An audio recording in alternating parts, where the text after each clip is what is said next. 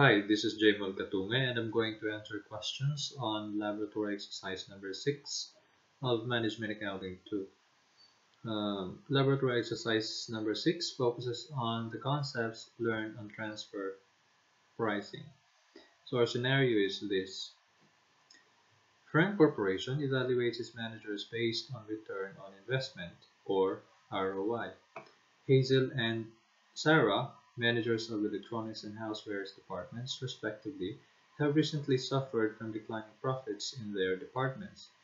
Over lunch, they discussed the problem and how they could improve performance. Most of the discussion centers around ways to increase sales.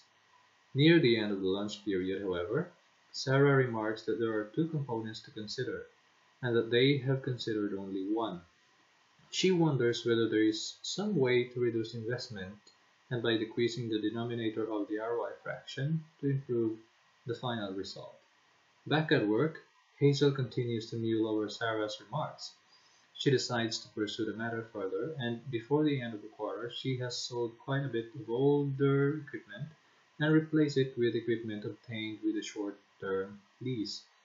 Her performance, measured by ROI, is markedly improved, although sales continue to be disappointing. I am required to answer two questions. The first question is, who are the stakeholders in this situation? The primary stakeholder in this situation is the company where Hazel and Sarah are working. This is the Frank Corporation. Okay. The second question, is Kim's action ethical? Briefly explain. I think there is some error here because there was no mention of Kim on our scenario. I think the question is referring to Hazel. Okay. Is Hazel's action ethical?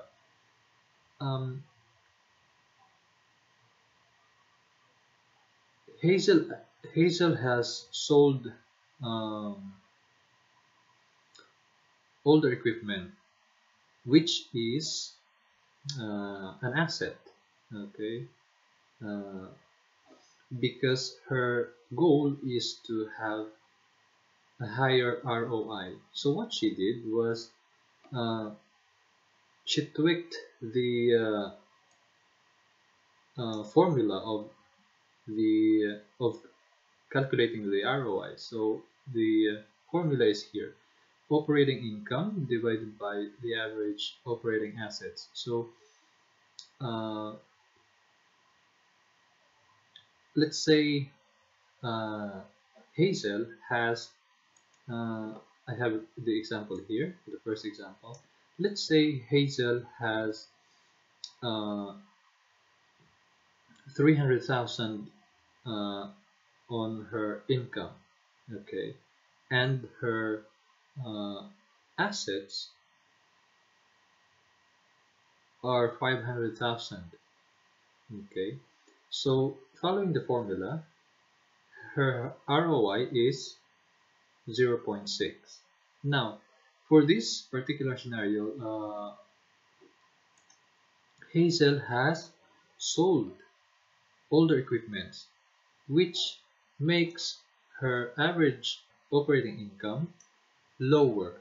Okay, so let's say for the example number 2, her income still the same, 300,000, and the operating income has gone low because she has sold some of the older equipment. So let's say 400,000. So following the formula, 300,000 divided by 400,000, she has an ROI of 0.75. So indeed, her ROI has gone up,